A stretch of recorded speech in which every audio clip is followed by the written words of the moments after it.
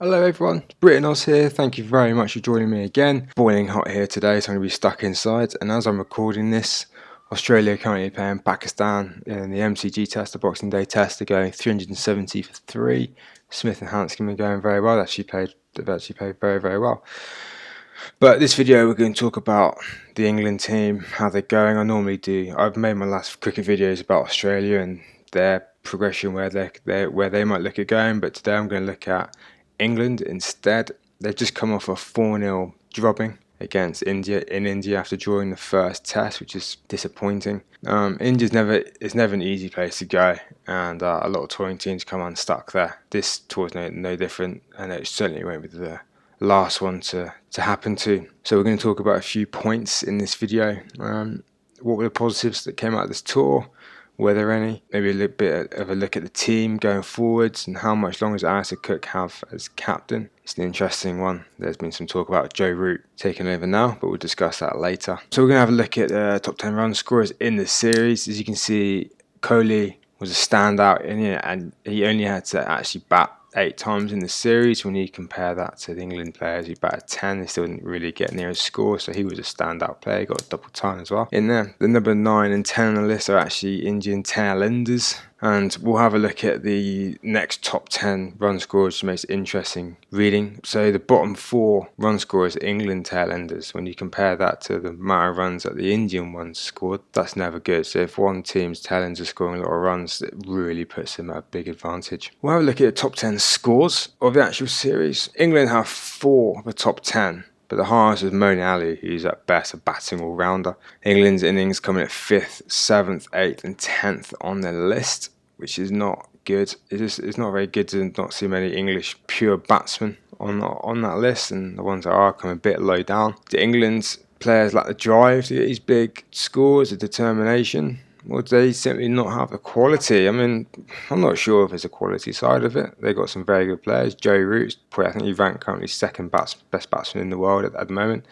Alastair Cook is all class, and you've got players like Ben Stokes, Jos Buttler, Johnny Bairstow, who are all very, very, very good players. I don't know what it is about teams coming to India not really being able to push on those big scores. It happened again. England have got a away series against the West Indies coming up, and you would think that some of the players would really push out to make a big score in that series, because they've got some difficult series coming up after that. So West Indies will be the one that they're looking to really push on. Okay, let's look at the top wicket takers in the series, and the story of the day really is for the spinners. And England spinners weren't good enough. They chose Gareth Batty. Tour, and he played in 1 game, and he's, I think, 39.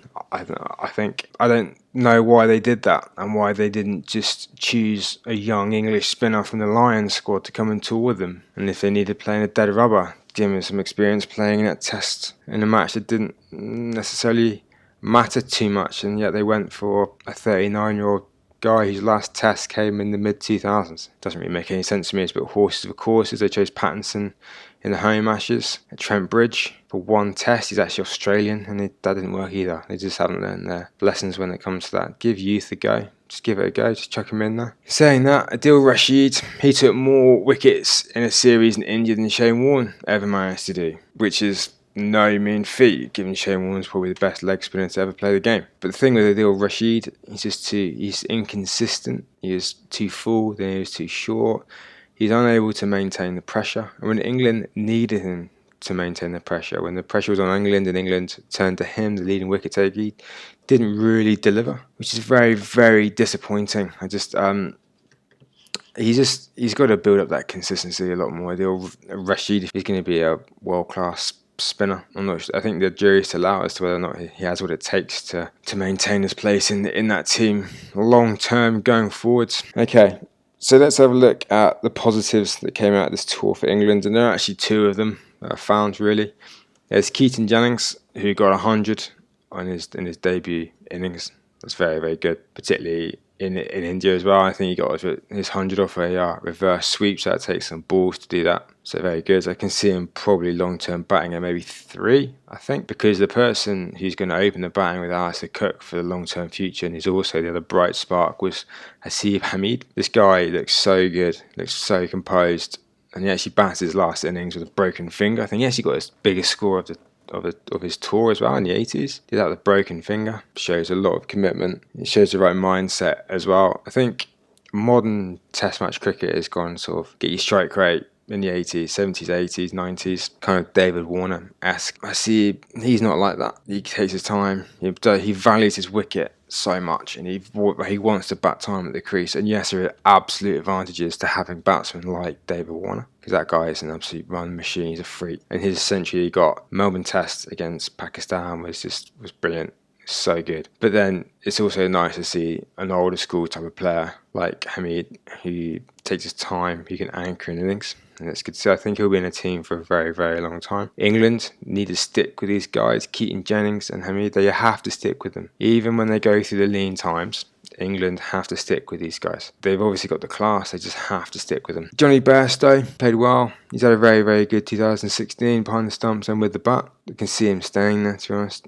Jos Buttler, I like him in the team as a specialised batsman. I think he does a very, very good job. I think he's a pinch hitter kind of player. He can come in, he can swing the momentum of an innings. He's very good. But he's also shown on this tour that he can grind it out if needed. So he's a very, very good middle order batsman. He comes in at 6 or 7, maybe even higher up, depending on the state of the game. He can come in at maybe 4 or 5 if you need very, very quick runs. If you want to set a quick target, bring him in at 4 or 5 and he'll get you some runs. He's a very good one day player. Okay, Alastair Cook as captain. Now this is the big talking point of the tour, especially with England not going so well. Cook before the tour even mentioned the fact that Joe Root was ready to take over, and he mentioned it again at the end of it when they were beaten 4-0. I don't know why Cook is delaying this. I don't know why he's gone home saying he needs to think about it. Chances are is Joe Root is going to be captain for the next Ashes series, and I think they got 7 Test matches between now and then. Just give it to him now.